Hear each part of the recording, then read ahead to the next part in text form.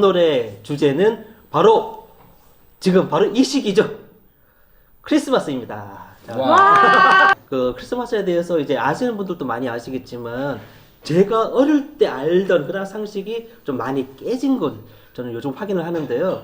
먼저 제가 이걸 목사님께 먼저 여쭤보고 싶은 게 크리스마스 12월 25일이 예수님이 태어난 날이 아니라고 하는 소문이 있던데 사실입니까? 네, 맞습니다. 저도 궁금했어요. 아니 그러면 우리는 다 성탄절 예수님께서 태어나신 날이라고 알고 있는데 12월 25일이 그러면 아니라는 말은 그러면 예수님께서 언제 태어나셨다는 말이고 그러면 왜 그렇게 된 거예요? 글쎄요, 그 처음부터 얘기하자면 진짜 길어지는데 일단은 예수님이 언제 태어났는지는 확실하지 않는다는 것이 정답입니다. 크리스마스라고 이야기하는 이 크리스마스가 아시다시피 그리스도 플러스 미사를 합친 용어예요. 그래서 그리스도께 드리는 미사라는 용어이죠. 그래서 개신교에서는 미사를 별로 안 좋아하는데 어떻게 생각하세요? 미사의 의미가 미사라는 단어가 파견하다, 파견 보내다 이런 의미거든요. 저는 그렇게 알고 있는데 미사라고 했을 때 제의라는 그런 의미가 많아요. 예, 그래서 제사 드리거나 제의 드리는 것을 좀 개신교에서 좀 거부했나 봐요. 그래서 미사라는 용어보다는 예배라는 용어를 많이 쓰는데 어쨌든 딴 얘기로 갔네요. 어쨌든 크리스마스라는 용어 자체가 그리스도께 드리는 미사라는 용어인데요. 이게 이제 두 가지 썰이 있습니다. 두 가지 썰이 있는데 이제 본론입니다. 본론. 본론을 넘어가서 크리스마스가 정해져 있는 두 가지 썰이 있는데요. 첫 번째 썰은 많이들 뭐 유튜브나 뭐 여러 군데에서 많이들 이야기를 했을 겁니다. 로마에 정착이 되면서 콘스탄스 대제 이후에 이제 기독교가 공인되면서 외국에 있는 여러 많은 그런 종교들과 이렇게 융합을 하게 될 수밖에 없는 상황 속에서 로마에 있었던 전통 시인인 사르투랄리아 축제, 농업의 시인의 축제가 12월 뭐 7일부터 시작해서 그 축제가 있었고 또 이 페르시아 지역에서는 그 미트라 시인이라고 해서 빛의 시인인데요. 거기 시인이 탄생일이 12월 25일입니다. 그게 왜 그렇게 됐냐면 우리나라에서도 이제 동지라는 거를 세잖아요. 네. 그래서 이게 빛의 시인이기 때문에 동짓날은 가장 어둠이 긴 날이고 네. 그 동짓날을 지나기 시작하면 이제 어둠을 이기고 빛이 조금씩 이제 늘어나는 시기였기 때문에 그래서 빛의 신이 그때 탄생했다라는 의미로서 이제 12월 25일 날 그렇게 이제 동짓날 이제 다음으로 지내게 됐죠. 그거를 이제 흡수하게 됐는데요. 이 신이 군인들에게 그렇게 인기가 많았대요. 그리고 이제 남자들에게 특히 인기가 많았고, 그래서 이제 그것을 받아들였다라는 이런 썰이 하나가 있고요. 두 번째 썰은 아마 유튜브나 이런 데에서 잘 안 나왔을 텐데요. 교회학이나 교회사학을 배우신 분들은 조금 이제 들어보셨을 거예요. 근데 일반적으로 많이 좀 이야기되지 않은 썰인데요. 이거는 뭐냐면 초대 교부 시대 때, 그러니까는 1313년에 기독교가 이제 공인되었잖아요. 그러면은 그 이후에부터 이제 그냥 313년이죠. 1313년. 아, 죄송합니다. 313년에 공인이 됐는데 그러면 그때부터는 이제 로마의 많은 것들이 이제 융합되면서 니케아 공회를 통해서 이제 제정들이 많이 됐는데 그럼 그 이후에 그 이유가 아니라 그 이전에 그러니까 이제 초대 교부 시대 때 그들이 이제 쓴 편지나 책들을 이렇게 살펴보면 크리스마스를 12월 25일 날로 지켰다라는 기록들이 몇 개가 있어요. 그래서 그래서 2세기 후반에 또 천주교에서는 지금 그렇게 되어 있죠. 3월 25일이 수태고지일이라고. 수태고지일이 3월 25일인데 임신하게 되면 10달이잖아요. 그럼 9개월 정도 이제 고지가 됐으니까 이제 9개월 뒤로 하면 12월 25일이다라고 이렇게 지금 생각하고 기록된 것들이 있고 또 4세기 초반 때에도 아우구스티누스가 12월 25일이 탄생일이라고 기록이 되어 있어요. 그리고 3세기 북아프리카 지역에서도 기독교가 공인 이전이죠. 그때도 이미 12월 25일을 크리스마스 그러니까 예수님이 탄생한 일이라고 기록되는 기록들이 있습니다. 근데 이제 두 가지 썰이 있는데요. 지금은 많은 이야기들 중에서 그래도 첫 번째 썰이 더 좀 맞는 것 같다라는 이제 이야기들이 많이 있죠. 근데 저희 개인적인 생각은 그렇습니다. 뭐 12월 25일이 뭐 탄생일이 맞느냐 안 맞느냐를 떠나서 왜 기독교가 그러면 12월 25일 날 그때로 왜 예수 그리스도의 탄생일을 정했느냐? 깊게 생각해 보면 SNF파라고 있습니다. SNF파라고 거기파가 있었는데요. 그들이 주장하는 것들이 주로 많이 주장했던 것이 뭐냐면 빛의 자녀라는 이야기들을 많이 했어요. 그리고 요한복음에 보면 빛으로 오신 예수님, 빛 대신 예수님을 많이 이야기하죠. 그래서 빛의 자녀라는 이야기들을 굉장히 많이 사용을 했습니다. 그래서 아마 동짓날 지나서 이제 어둠을 이기시고 빛으로 오시는 것을 기억해서 아마 이교도와 그런 것들이 좀 맞아떨어지지 않았나. 그래서 그날로 초기 기독교에서도 공인을 하지 않았나. 근데 중요한 건 뭐냐면요. 제가 드리고 싶은 말은 동방에서는 동양에서는 탄생일을 기억하지 않습니다. 원래요. 대부분 다 보면 죽은 날 돌아가신 날을 기억하잖아요. 제삿날. 그렇죠. 맞아. 우리나라에서도 전통적으로 관홍상제. 네. 그래서 죽은 날을 기억하지 탄생일을 기억하지 않습니다. 근데 서쪽에 있는 서양 쪽에서는 죽은 날보다는 탄생일을 기억하게 되는 거예요. 그래서 별로 중요하게 생각하지 않았죠. 이 성경에서는 탄생일이 오히려 부활절이나 십자가에 돌아가신 죽은 날을 더 중요시 여겼지 탄생일은 그렇게 중요하게 여기지는 않았던 것 같아요. 그런데 이게 이제 서쪽 유럽으로 퍼지다 보니까 그들은 또 탄생일이 중요하게 되니까 탄생일을 지정해야 될 뭐 그런 것들이 생기지 않았나. 그래서 아마 초기 기독교에는 그렇게 예수님의 탄생일을 정해놓고서도 그렇게 중요하게 생각하지는 않았을 것이다라는 추측이 가기는 별로 그렇게 중요하지 않았기 때문에 성경에도 기록을 정확하게 하지 않았던 것 같아요. 왜 십자가에 돌아가신 날짜는 거의 정확하거든요. 근데 탄생일은 정확하지 않는데 그래서 학자분들이 여러 가지 이제 썰을 합니다. 진짜 탄생일이 언젠지 뭐 많은 분들이 이제 계산을 많이들 하는데요. 예, 누가복음의 이제 목동의 이야기를 통해서 그 힌트를 많이 좀 얻고요. 또 세례 요한의 아버지 사가랴가 수태고지를 받은 날로 통해서 또 힌트를 또 많이 얻어서 그 날짜를 추정을 합니다. 그래서 그 날짜를 추정할 때 뭐 여러 가지 이제 있는데 뭐 각설하고 목동이 양을 치는 그 시기 그 마지막 시기로 초막절 이후로 지금 많이들 학자들이 이야기를 합니다. 그래서 아마 10월 달이나 9월 달쯤이 아니었을까라는 학자들의 연구가 있고요. 사가랴가 아비야 계열의 반열에 속한 제사장인데요. 24계열의 반열로 제사장을 잘라서 그 절기에 맞게끔 순서에 맞게끔 성전에서 이렇게 봉헌하기로 되어 있어요. 그래서 아비야 계열이 스가랴가 이제 들어갔을 때가 8번째입니다. 그래서 그것도 날짜를 계산해가지고 세례 요한의 탄생일이 언제쯤이다라는 것을 추측하고 세례 요한이 탄생 이후 5개월 후에 예수님이 탄생했기 때문에 그 날짜를 추정을 합니다. 그렇게 해서 추정했을 때가 이제 9월 10월 달이 나오고요. 또 제가 별로 좋아하진 않지만 그 성경과학회라고 있어요. 들어보셨나요?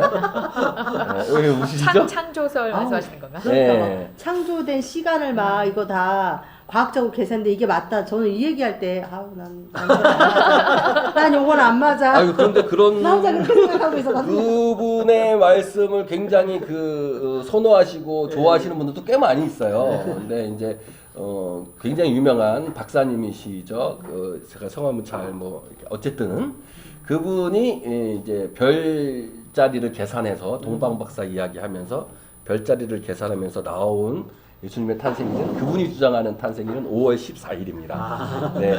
그건 뭐 어떤 것이 중요한 건 아니고요. 뭐 예수님이 오신 것이 중요한 것이지. 그렇죠. 네. 날짜를 너무 연연할 그렇죠. 필요는 없고 네. 이미 11월 25일을 잡았으면 그냥 낮에 너무 중요하게 여기지 말자. 네네. 하지만 직장인들 같은 경우에는 무슨 요일이냐는 중요하니까. 그렇죠. 이번 휴무이기 크리스마스 때문에. 주례가 안 좋아요. 근데 방금 또 말씀하신 것 중에서 제가 또 궁금한 게 동방박사 얘기 나왔잖아요. 예, 예. 동방박사라는 존재가 여러 가지 또 설이 있더라고요. 저는 진짜 어릴 때 듣기로는 동방에서 어떤 박사님이지? 뭐 하는 박사님이지? 그랬는데 이게 우리가 지금 생각하는 그런 박사 개념은 아닐 것 같다는 생각이 들거든요. 어떤 분이세요, 그분들이? 제가 들었을 때는 동방 박사는 아랍에서 온 천문 학자들이라는 얘기들이 있더라고요. 다 별을 관측하다가 그 예수님 탄생이 이렇게 왕으로 오신 분이잖아요. 그래서 그 별을 관찰하시면서 왕으로 오신 분을 찾기 위해서 왔다. 근데 그 당시 아랍에서 천문학을 공부하고 천문학을 연구할 정도면 이게 최고위층이라고 하더라고요. 지적인 수준이. 그래서 여러 군데 퍼지지도 않고 굉장히 이게 이분들이 그냥 일반 박사가 아니라 최고위층, 최고 지식인층이라고 얘기를 하더라고요. 그래서 아마 귀한 뭐 황금, 모략, 유약 이거가 그 당시 엄청 귀한 거잖아요. 그걸 갖고 경매로 왔다 그래서 우리들이 모르는 또 하나님의 그 그리스도인은 유대인은 아니지만 또 다른 존재들이 있나 보다. 저는 사실은 그런 생각을 사실 했었거든요. 하긴 천문학이라는 게 자체가 지금이야 우리는 집에서도 천체 만원경을 사서 관찰도 할 수 있지만 옛날에는 하늘의 천체를 관측하고 본다는 자체가 사실 하늘의 그 기운 그거를 깨닫고 하늘의 이치를 보는 거기 때문에 신령한 것을 건드리는 거라서 왕족이 아니면 천문학 연구를 못 하게 했었어요. 맞습니다. 저만 계속 얘기하는 것 같아요. 아시는 분들이 말씀하시는 거죠. 동방 박사가 몇 명인 줄 아세요? 세 사람이요. 3명 아니에요? 저도 3명으로 들었는데. 네, 성경에서는 3명으로 나오지 않나요? 성경에는 3명이라는 기록이 없습니다. 아, 그래요? 뭐야? 그러면 저희가 알고 있는 이 동방박사 3명은 어떻게 유래가 된 거죠? 선물이 3가지여서 3명이라고 생각했나 봐요. 맞아요. 다들 그렇게 세 가지. 다들 그렇게 착각하고 계시고 카톨릭에서는 아예 세 사람의 이름도 정해놨어요. 아, 그래요? 네. 근데 성경에서는 동방 박사들이라고 설명되어 맞아요, 있지 맞아요. 세 명이라고는 표시되어 있지 않습니다. 야, 뭔가 되게 소금 기분이. 성경에 기록되는 이야기가 나오니까 또 저 궁금한 게 성경에는 또 마구간에서 태어났다는 말도 네, 없다고 하더라고요. 맞습니다. 그것도 카톨릭에서 이제 전례로 내려온 얘기죠. 마구간이 아니라 원래 구유로만 나옵니다. 마구간은 말이 사는 데잖아요. 전혀 그럴 리가 없습니다. 그럼 구유라 함을 말이나 이런 가축들이 밥을 먹는 그 그릇인 건가요? 그렇죠. 맞아요. 그런데 말은 제외돼야 될 것 같아요. 왜냐하면 그 당시에 서민들이 말을 키울 수가 없었어요. 왜냐하면 그러네요. 말은 지금으로 말하면 탱크랑 같은 거예요. 그러니까. 네, 군사무기. 전쟁. 군사무기. 그러니까는 집안에다 각각 탱크를 갖고 있지 않잖아요. 네. 그렇기 때문에 서민들은 말이 아니라 있으면 뭐 당나귀 정도겠죠. 나귀 정도였겠죠. 그러면 예수님의 신분을 조금 더 높이고 알리기 위해서 그런 마구간이라고 그렇게 설명을 좀 미화가 되어진 걸까요? 그거는 저는 오히려 완전 반대인 것 같은데. 네. 오히려 제가 어릴 때 들은 이야기로는 아주 귀족 높은 것에서 태어나서 벗어본 것이 아니라 가장 아래에서 하느님의 그 받고 진짜 어떻게 보면 지금 서민들을 위한 그러니까 권력자를 대변하는 것이 아니라 서민들을 위한 거기 때문에 오히려 더 낮은 의미를 표현한다고 와꾸간이라고 저는 한다고 그렇게 들었는데 아닌가요? 모르겠다. 그게 이제 일반적으로 이제 교회에서나 카톨릭에서 설명하는 내용이죠. 높은 곳에서 낮은 곳으로 네. 오셨다라는 설명이죠. 이거 맞는 말씀이에요. 근데 이 마구간을 먼저 설명하기 전에 한번 그 당시로 한번 우리가 돌아갈 필요가 있어요.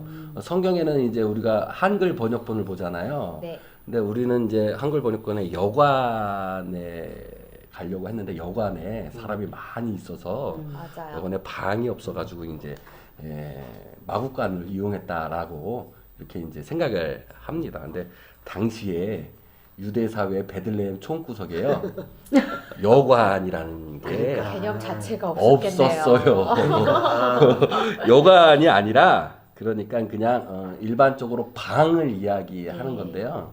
그게 왜 그렇게 여관으로 했냐면 그 당시에 이제 유대인의 명절이 되면 흩어져 있던 여러 유대인들이 이제 예루살렘으로 모입니다. 성전으로. 그럼 그 많은 사람들이 어디서 자요? 그죠? 잘 데가 그러네요. 없으니까 다 이제 아는 친척, 이웃집 또 방이 남아 있는 곳이면 어디든지 가서 이제 유숙을 하게 되는 거죠. 마찬가지로 이때가 이제 만약에 학자들의 말이 맞다면 초막절을 지키기 위해서 또 누가복음에 내한 것처럼 이제 호적을 등록하기 위해서 겸사겸사 예루살렘으로 왔는데 그 예루살렘에서 가까운 곳이 이제 베들레헴입니다. 네. 그곳에 이제 사람이 많았죠. 왜 많았겠습니까? 다 호적하려고 다 베들레헴으로 왔나요? 그런 건 아닐 것 같아요. 그러니까 명절 때였을 것 같아요. 네. 그래서 많은 사람들이 와서 방을 찾는데 방이 없었습니다. 그래서 이제 간 곳이 이제 허름한 곳인데 그 당시로 돌아가서 보면 그 당시 집이 우리나라처럼 이렇게 있는 집이 아니에요. 그러니까. 우리는 이게 마구간이나 뭐 이렇게 동물이 사는 곳이면 따로 이렇게 집 바깥에 따로 있잖아요. 네. 근데 그 당시에 집을 저도 이제 한번 가봤는데 굴 같은 곳이에요. 그러니까요, 맞아요. 그래서 보통 2층 집으로 구성이 되어 있습니다. 그래서 1층은 주로 동물들이 사는 곳이고 그 이제 위로 올라가서 사람이 이렇게 사는 곳인데요. 그래서 이스라엘에 가시면 예수님이 탄생한 교회가 있어요. 그 교회 가면 이렇게 지하로 내려가야 됩니다. 예수님 탄생한 곳을. 예. 그렇죠. 그래서 아마 굴 같은 곳에 있는 곳에 1층이 이제 그 예수님이 태어난 곳, 이에 방이 없어서 밑에 이제 내려가신 거죠.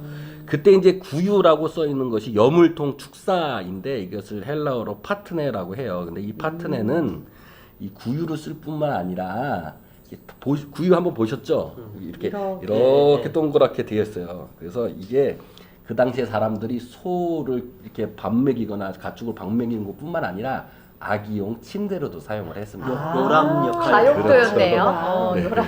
그 당시에 뭐 아기용 뭐 침대가 따로 있고 뭐 따로 있었겠습니까? 그냥 비슷한 거 그냥 여기도 쓰고 저기도 쓴 거죠.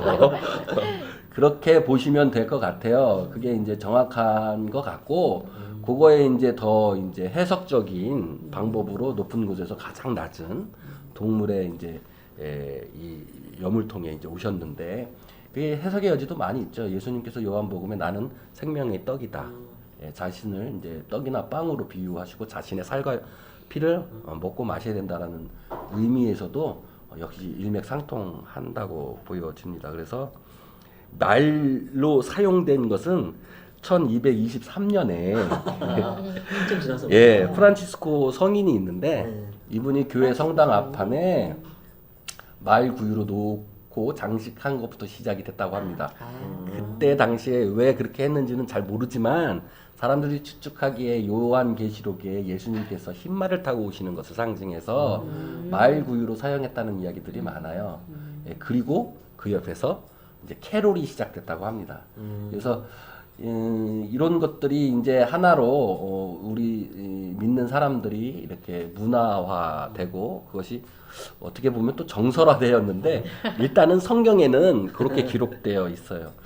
뭐 잠깐 제가 또 다른 얘기 하나 하자면 동방박사 얘기하다가 마쳤는데 동방박사에서 박사는 우리 뭐 석사, 박사, 학사 이 박사가 아니라 마술사예요. 그래서 옛날에 마술사 그러면 점성술사까지 모든 다 포함했습니다. 네. 그런데 이게 좀 정확하게 아셔야 될 게 뭐냐면 동방박사가 몇 명이냐 이게 중요한 게 아니라 뭐 동방교에서는 12명이라고 또 지칭을 해요. 근데 어쨌든 2명 이상이죠. 2명 이상인데 이 마술사, 이 박사라는 이 마술사 헬라어 용어가 마고스예요. 마고스. 이 마고스가 들어봤는데 마고스. 마술사, 점성가, 마법사 이렇게 많이 사용됐고 영어 번역에는 지혜로운 자로 번역됐는데 사실 그게 좀 약간 좀 맞진 않아요. 왜 그러냐면 이분들은 원래 메데 족속이나 페르다 족속의 사람들이었어요. 근데 이 당시에 이 지역 사람들은 로마의 속국이 아니었었어요. 그러니까는 맞네. 목숨을 걸고 들어온 거죠. 맞다. 그러니까는 헤롯이 이 사람들을 죽이려고 했던 이유도 이 첩자일 수도 있기 그러니까. 때문에. 네, 맞네. 그래서 어쨌든 목숨을 보고 왔는데 별을 보고 왔다고 하죠. 그런데 이 마고스라는 단어가 신약 성경에 어디에 또 나오냐면요. 사도행전 8장 9절에 마법을 행하는 시몬 마법사가 있어요. 마술사가. 그 마술사 시몬이라고 얘기하는데요. 이 사람은 간단히 얘기하면 돈으로 성령의 사역을 살려고 했던 사람입니다. 그래서 이때 사용된 게 마고스인데, 그러니까 약간 부정적인 이미지로서의 마고스예요.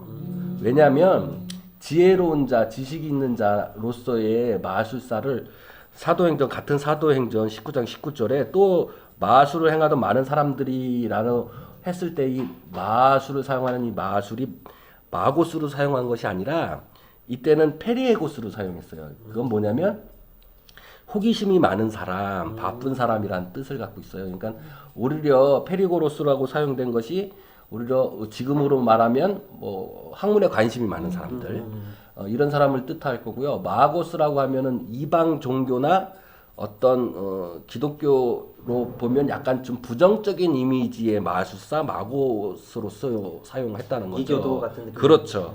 그러니까 성경에서 이 박몽 박사를 이야기할 때 이야기하고 싶었던 건 뭐냐면 저 멀리에 있는 이방 교도들이 목숨을 걸고 유대인도 모르는 네. 그래서 동방 박사가 헤롯에 왔는데 별을 보고 왔더니 그 별이 어디 있냐고 난 모르는 일이다 그랬잖아요. 그러니까 유대인들도 모르는 이방 종교의 지도자들이 목숨을 걸어 쓰고 이 땅에 와가지고 유대인들도 모르는 그 아기 예수를 와서 경배했다라는 게 중요한 거예요. 왜 그게 중요하냐면요. 이 기록은 마태복음만 있어요. 누가복음에는 달라요. 그런 내용이 전혀 없어요. 마태복음만 있다는 얘기는 뭐냐면요. 마태복음은 기독교 중에서 유대인 기독교를 위해서 쓴 책이에요. 누가복음은 그래서. 이방인 기독교를 위해서 쓴 책이고요. 네. 그러니까는 마태복음은 처음부터 족보부터 시작하잖아요. 네. 그러니까 유대인들 보고 질책하는 의미인 거죠. 야, 이방의 지도자들, 이방의 신들을 믿는 저 높은 지도자들도 생명을 무릅쓰고 이 땅에 와가지고 아기 예수를 그리스도라고 고백했는데 너희들은 지금 뭐야? 너희들은 알지도 못하고 그리스도를 믿지도 않고 알지도 못하니까 너희들 이거 봐봐. 너희들이 잘못하고 있는 거야 라는 의미가 더 거기에 더 많이 담겨 있다. 그래서 동방 박사가 몇 명이고 뭐 이런 게 중요한 것이 아니라 제가 보기로는 그것이 더 중요할 것 같다라는 생각이 들어요. 근데 그렇게 충분히 이해가 되네요, 진짜. 네, 그게 또 제가 또 한 가지 더 드리고 싶은 말씀은 뭐냐면 동방 박사가 가지고 온 3가지 예물을 빗대어서 또 말씀드릴 수 있어요. 뭐 유황이랑 몰약이랑 또 황금이었죠. 이게 여러 목사님들도 이게 무슨 의미를 가지고 있는지 이미 말씀을 다 하셨기 때문에 제가 뭐 특별히 더 말씀드릴 건 없지만 왜 이 3 예물이냐 라는 것에 한번 초점을 맞춰보면 그 당시에 많은 유대인들이 가장 많이 읽고 가장 오래된 문서가 있습니다. 그 문서가 뭐냐면 아담과 하와의 계시록 생애라는 책이에요. 그것은 가장 오래된 문서기 때문에 탈무드에도 기록되어 있고 아마 기원전 한 5세기, 3세기 정도에 쓰여진 것으로 봐요. 그렇기 때문에 유대인들이 가장 많이 좋아했던 책 중에 하나예요. 그 책에 아담이 에덴 동산에 쫓겨났잖아요. 네. 쫓겨나가지고 굉장히 괴로워해요. 다시 돌아가고 싶어서 굉장히 괴로워해가지고 기도를 많이 합니다. 하나님이 그걸 보시고 불쌍히 여겨가지고 3가지의 예물을 아담에게 줘요. 이거 갖고 위로하라고. 그것이 첫 번째가 황금이었고, 2번째 유황이고, 3번째가 몰약입니다. 몰약이구나. 그러니까 유대인들에게는요, 예수님한테 경배할 때 이 3가지를 줬다는 거는요, 굉장히 큰 의미를 담고 있는 거예요. 에덴 동산에 있는 것을 이방 사람들이 목숨을 걸고 와서 그리스도라고 고백한 사건이라는 거죠. 그 구체적인 것들은 다른 뭐 영상이나 다른 자료를 찾아보면 뭐 유황의 뜻, 뭐 황금의 뜻, 뭐 몰약의 뜻이 무엇인지를 아마 잘 나와 있을 것 같네요. 그거까지는 제가 나중에 시간이 되면 좀 뭐 너무 많이 길어져서 죄송합니다. 네. 이런 게 참 중요한 것 같아요. 이제 하나의 단 하나를 그 자체로만 보는 것이 아니라 네. 이것을 앞뒤 상황 절차에 맞춰가지고 이제 어떤 식으로 해석을 하는 것이 맞을 것인지, 물론 지금 이 해석이 1000년 지나서는 또 이제 다르게 해석이 될 수는 있을지언정, 예. 되게 좀 새로운 것을 많이 이제 맞네라는 그런 생각이 드는 되게 좋으신 말씀 같아요. 저는 아까 또 말씀하시는 와중에 그 성 프란체스코라고 하셨나요?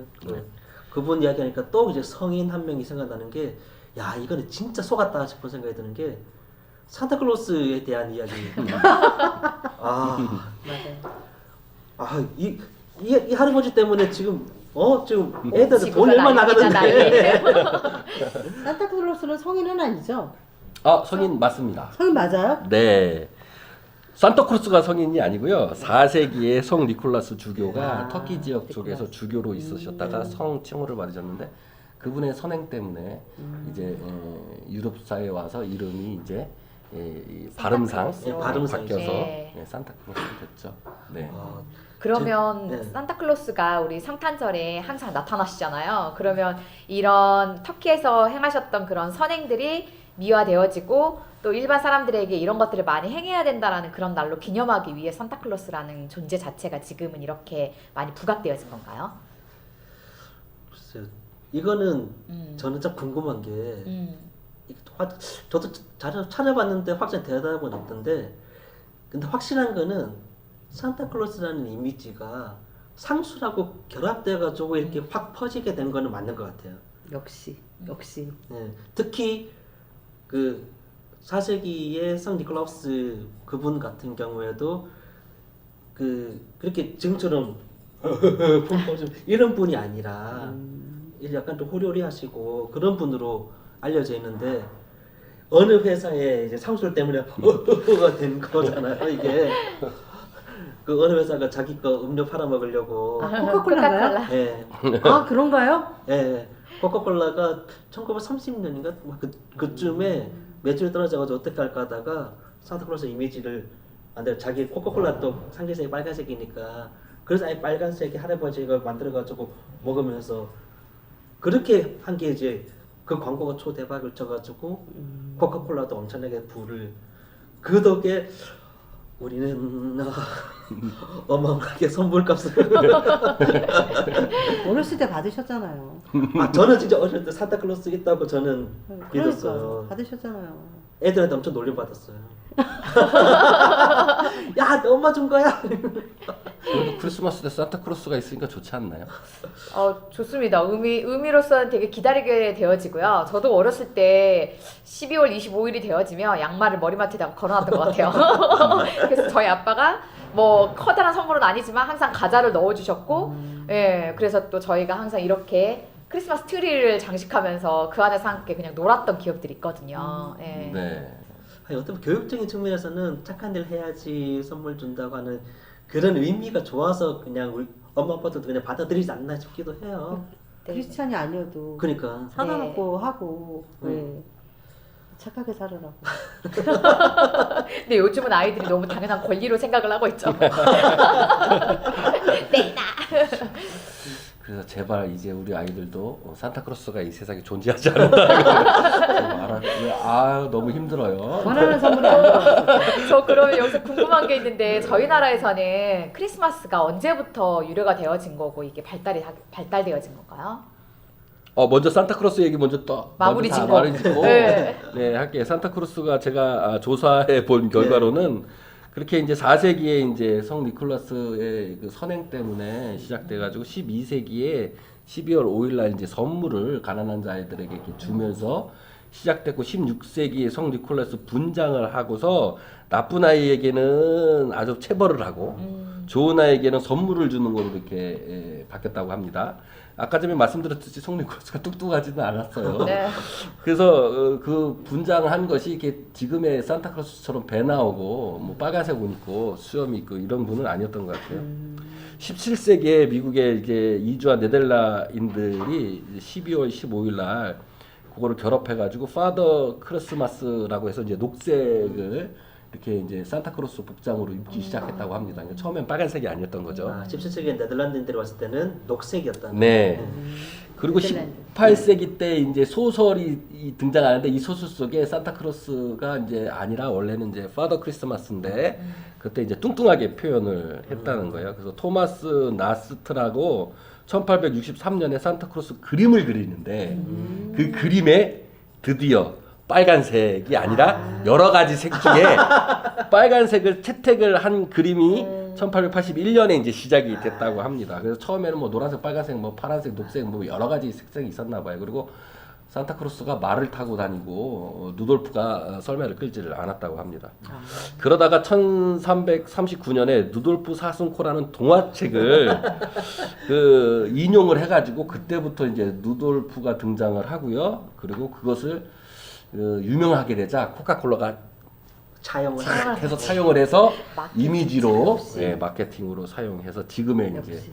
산타크로스의 이미지가 됐는데요. 코카콜라 하면 두 가지만 생각나는 것 같아요. 빨간색 산타크로스 할아버지랑 북극곰. 네, 그런 것 같아요. 그 말씀하신 것 중에서 그 말이 타고 왔다는 건 네덜란드에서는 아직도 이제 흰 말이 네. 진짜요? 루돌프 사슴이 아니라 네, 흰 네. 말이 네덜란드는 그러고 있고요. 그리고 예전에 그 17세기에는 벌 줬다고 했잖아요. 성 니콜라우스 분장을 하고 지금 또 오스트리아하고 체코에서는 그 산타클로스는 이름이 아니라 크람푸스라는 클람프스. 이름으로 산타클로스는 선물을 주고 크람푸스는 크람푸스는 벌을 나쁜 짓 한 애에게 벌을 벌을 줘요? 주고 그래서 착한 일 하면 산타클로스에게 선물 받는다, 나쁜 짓 하면 크람푸스에게 벌 받는다. 이런 것들이 아직은 유럽 쪽에서는 좀 흩어져서 남아 있다고 하더라고요. 네, 맞습니다. 아까 그 질문하신 게 우리나라의 크리스마스 네. 말씀하셨죠? 그 우리나라 크리스마스 기독교가 들어오면서 같이 들어온 거 아닌가요? 뭐 어떻게 또 네, 같이 들어왔죠. 들어왔는데 이제 중요한 거는 뭐 요즘에도 지금 크리스마스를 연장 뭐 공휴일로 하느냐 뭐 이제 얘기가 있는데 아, 그래요? 있죠. 근데 대체 공휴일? 대체 공휴일. 이번 네. 대체 공휴일은 아닌 거죠? 아니죠. 이번에. 지금은 아닌데 뭐 앞으로는 할 것 같아요. 네, 그래서 크리스마스의 중요한 게 이제 공휴일이잖아요. 네, 맞습니다. 최고 공휴일이죠. 일요일입니다. 그래서 우리나라의 역사를 보니까 이게 자료가 저도 찾아보니까요. 크리스마스 역사에서 EBS 역사 스페셜에 나온 내용이에요. 거기에 이제 처음이 시작된 것이 독립신문 1897년에 독립신문에서 크리스마스를 자기네들끼리 우리는 쉬겠다 이렇게 해서 자기네들끼리 쉬었답니다. 그게 이제 쉬는 날로 이제 그렇게 이제 자기네들이 독립신문에서 이제 지정을 했는데요. 그 당시 이제 명성황후가 크리스마스에 대해서 좀 이야기해달라고 해서 언더우드가 찾아가서 크리스마스에 대한 이야기를 하고 거기 이제 앞에 크리스마스 트리를 이렇게 장식해주고 뭐 이런 일들을 했다고 상투 나라에 기록되었다고 하네요. 그리고 그 당시에 이제 배제학당에서 저녁 7시 되면 등불을 수백 개를 켜놨다고 해요. 그 당시에. 네. 그게 등불을 수백 개를 켜놨다는 게 무엇이랑 닮았냐면요. 연등제랑 닮았죠. 네. 초파일 때 석가탄식일 날 연등 행사라는 거랑 똑같은 형식으로 이제 결합되어 있다고 봐야겠죠. 그 중에 이제 가장 큰 등을 십자가로 만들어 가지고 거기에다가 이제 글자를 이렇게 썼다고 합니다. 그 글자가 뭐라고 써냐면 광조 동방 이래서 빛이 동쪽 나라의 빛이다. 이제 빛으로 오신 예수님의 예, 뜻인 거죠. 1897년에는 이제 대한 크리스토 화보에 이렇게 이제 등불 켜는 것을 불교 우리나라 문화하고 기독교의 문화가 만났다라는 것들을 이렇게 기록해 놓았고요. 또 그 당시에 이제 아이들에게 이제 이렇게 사탕꾸러미나 과자꾸러미를 이렇게 주었다고 해요.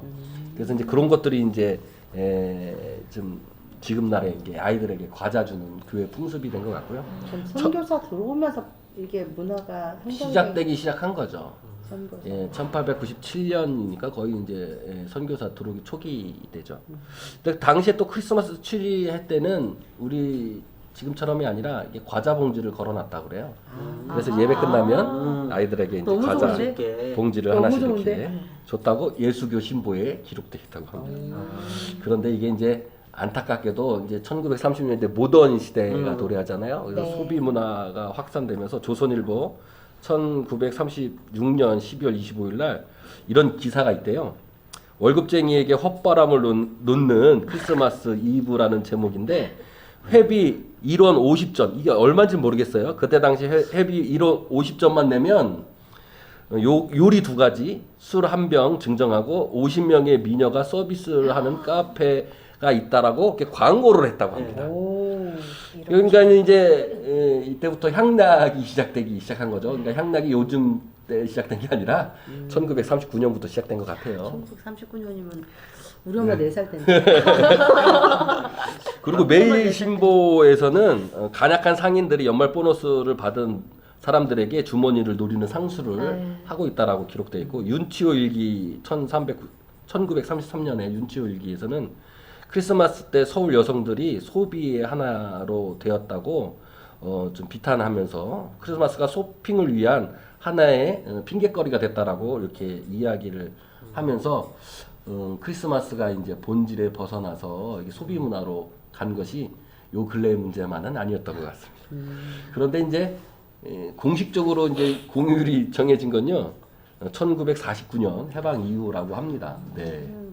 그래서 이제 우리도 이렇게 크리스마스 때 너무 향나게 가지지 말고 빛으로 오신 예수님을 한번 기억하시는 날이 됐습니다. 네, 오늘 정말 그 여러 가지 크리스마스와 관계된 약간 팩트 체크부터 해서 또 성경에 대한 기록도 좀 확인해보고 그랬는데 어떻게 마지막으로 한마디 소감씩 들어보고 좀 마무리를 했으면 하는데 그 오늘 법문지 대표님은 크리스마스에 대한 이야기 어떻게 좀 나누셨는지 소감을 좀.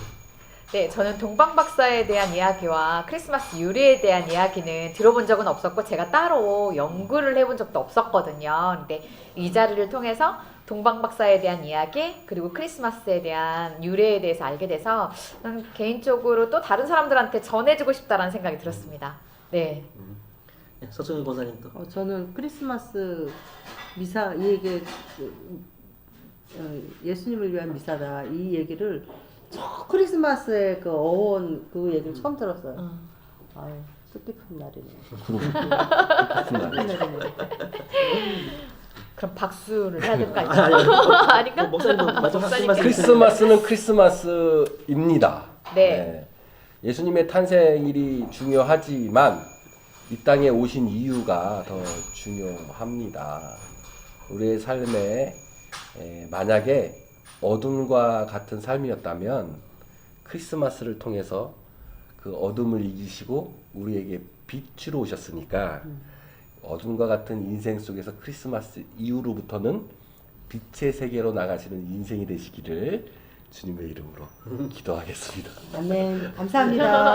감사합니다. 오늘도 고생 많으셨고요. 저희는 또 다음 시간에 또 다른 주제로 찾아뵙도록 하겠습니다. 모두 수고하셨습니다. 감사합니다. 감사합니다.